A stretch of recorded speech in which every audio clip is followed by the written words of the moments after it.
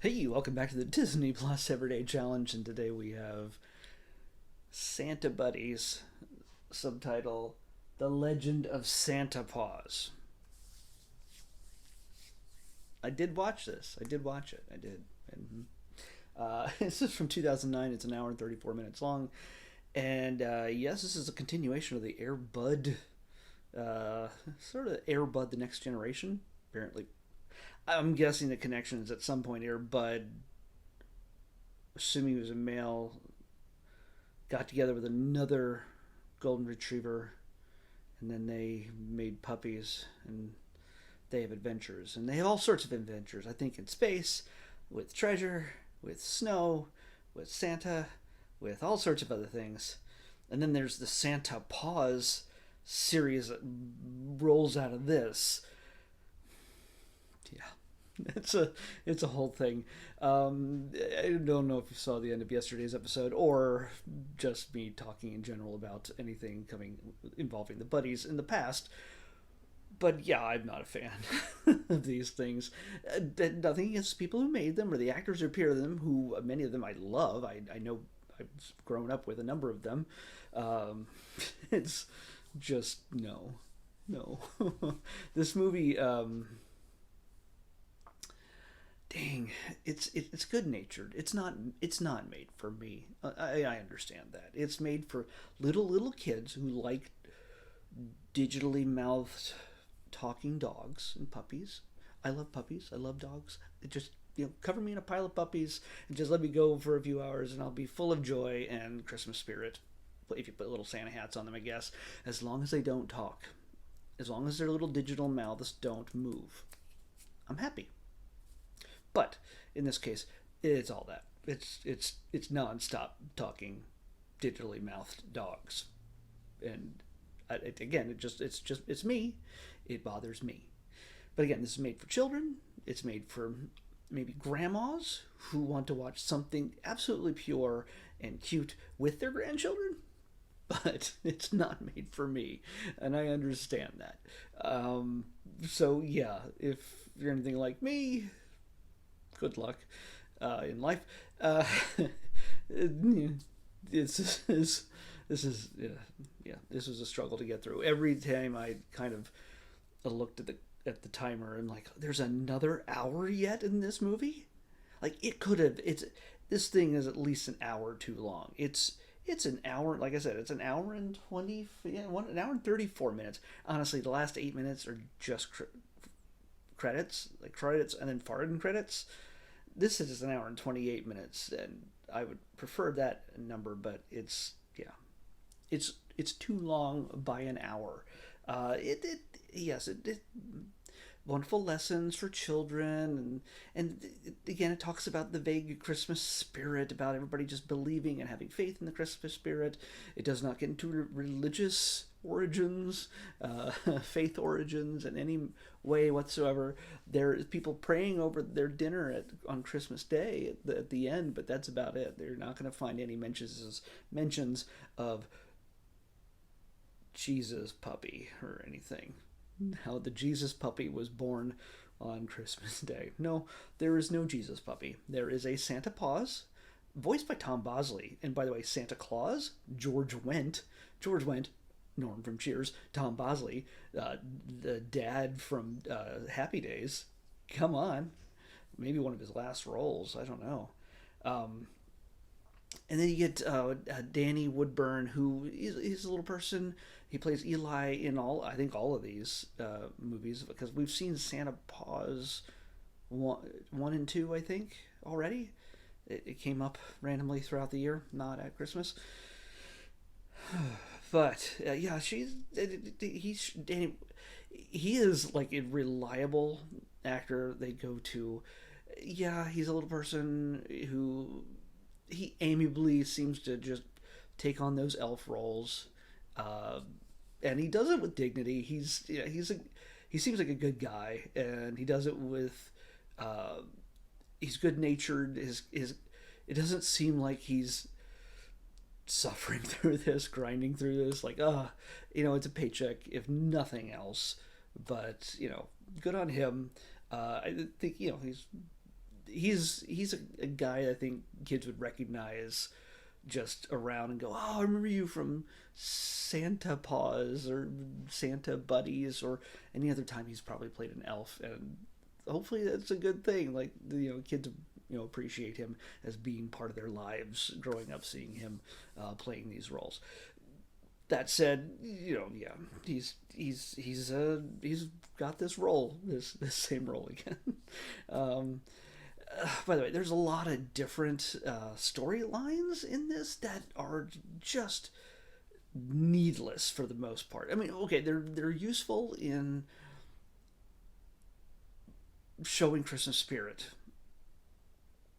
but they have to show the effect, I guess, that the Santa buddies have, and Santa paws or Santa pup.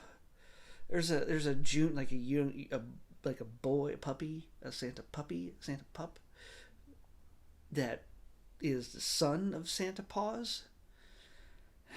Yeah, and he's the one who sort of takes off and heads to the small town and joins our Santa buddies.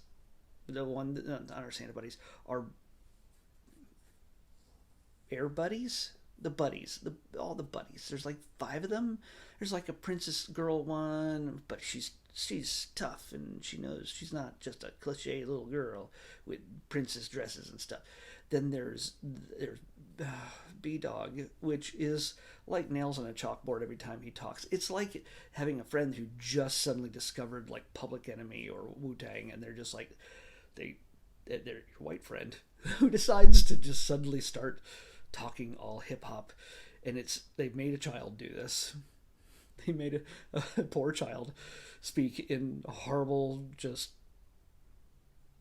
hip hop lingo, and it made me want to punch myself in the face every time I'd hear it. I want to tear my ears off every time I heard him speak, because it's just painful. And oh, by the way, there is, yes, in case you were wondering, there is a dog Christmas music breakdancing scene with B Dog and Santa Pup, or whatever his name. I can't remember his name.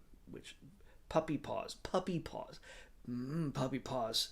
Of course, that's what you would name the son of Santa Paws. Puppy Paws.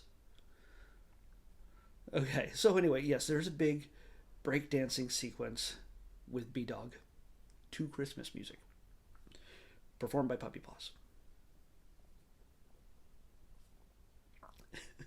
It's how I held off not turning it off just completely at that point. And by the way, the dogs are completely digital at that point, much like anytime you see a reindeer on screen. Rather than going, hey, let's kind of maybe get actual reindeer, which probably were expensive. I mean, understand. Yes, the digital stuff is not great for 2009. This is a year that Avatar came out in theaters, so yeah, they're not working with Avatar money. There's no James Cameron at the helm of this one. It's not underwater, so it's Christmas puppies. So yeah, there's special effects are not great, but again, you're working with a very, very limited budget, even on Disney standards. So the reindeer were digitally created by what I imagine was somebody who heard a story told to them as to what reindeer might look like, and then they were told, make them digitally from what you heard me describe them to be, as if they had never seen a reindeer before in their lives. That's what you get. And yeah, I mean, there's just all sorts of silly puppy shenanigans, and they're adorable, yes. Oh, and Richard Kind is playing a talking puppy. Oh, and did I mention Christopher Lloyd is in this, playing, I think, Stan Kruge? Come on. They bury him at the very bottom. Yeah, Stan Kruge.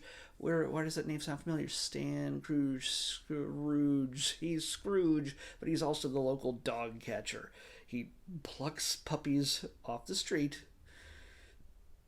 and puts them in cages so that nobody can have them. He'll sell them to you for $300. And you know what? Hey, you know what?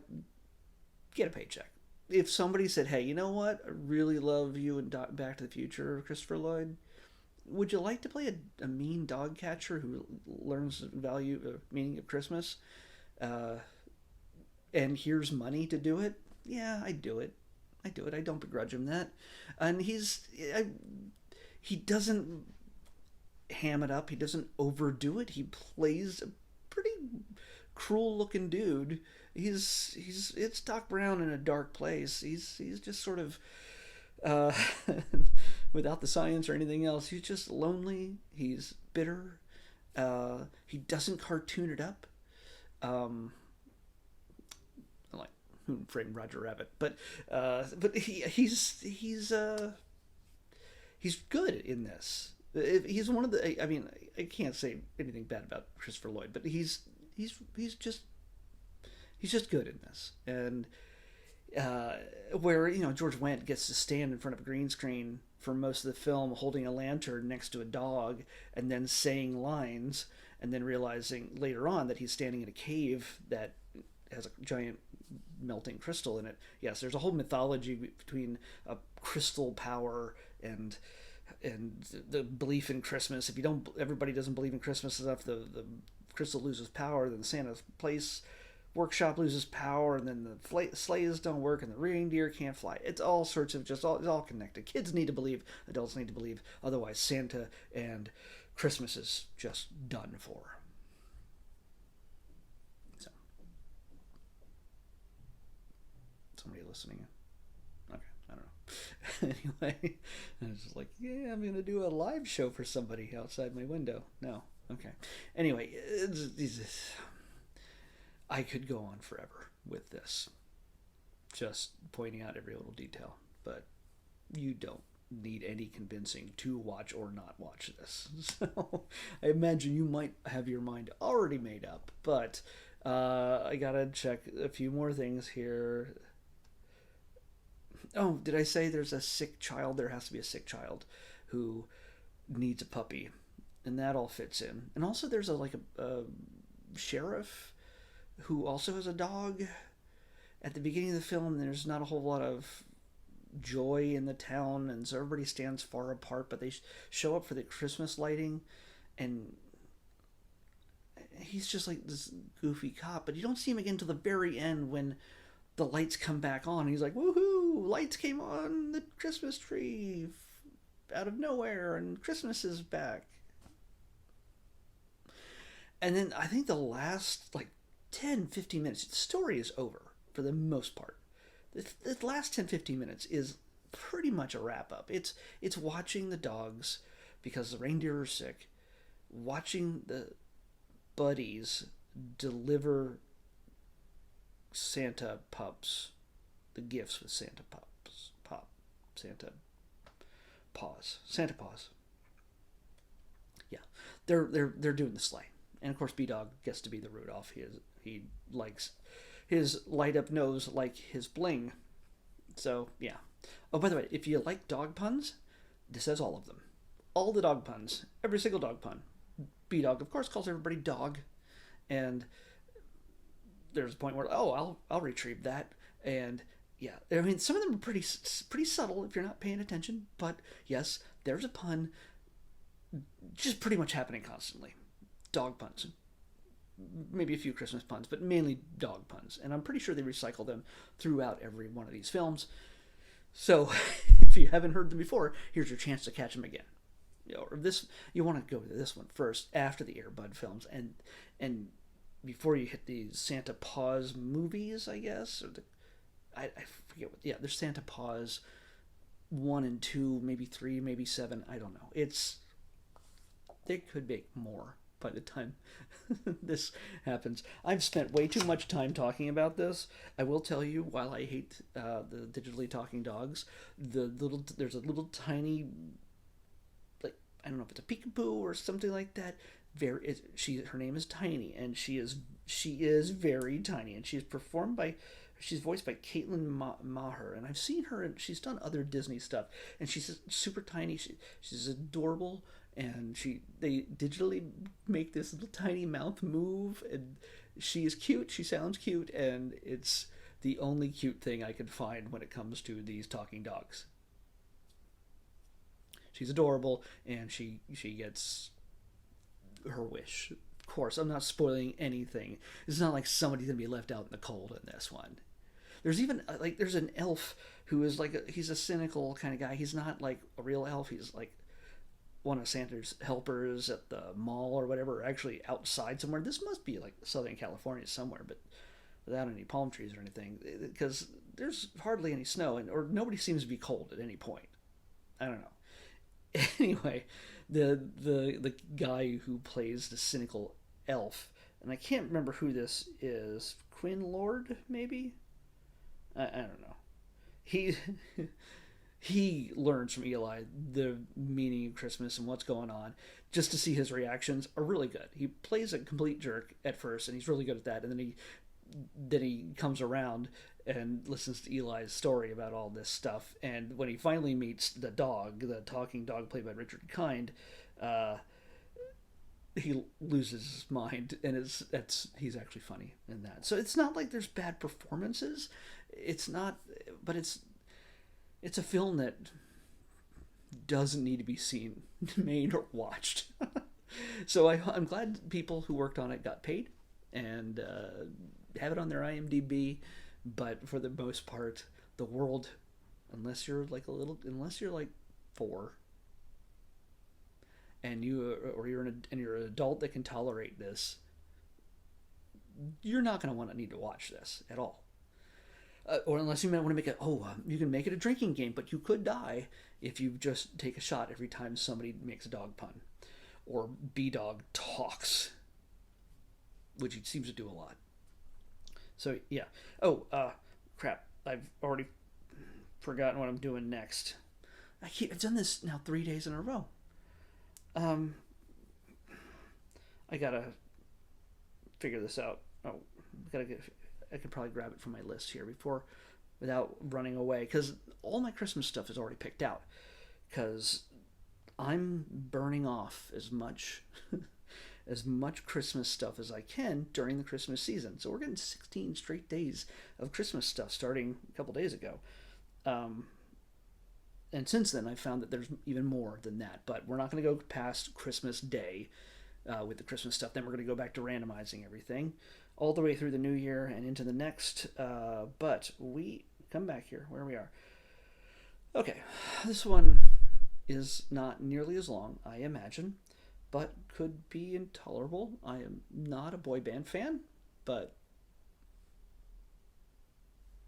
who knows? This is we're gonna be watching. I don't want to reveal what's coming up next. So I was going to show this to you, but we're going to be watching a very boy band holiday. It's also known as Very Boy Band Christmas. I don't know. It all depends how you look at it, but it's a Very Boy Band holiday. It's on Disney Plus, and that's where we're watching it next on the Disney Plus Everyday Challenge. I'll see you back here tomorrow with that. Bye.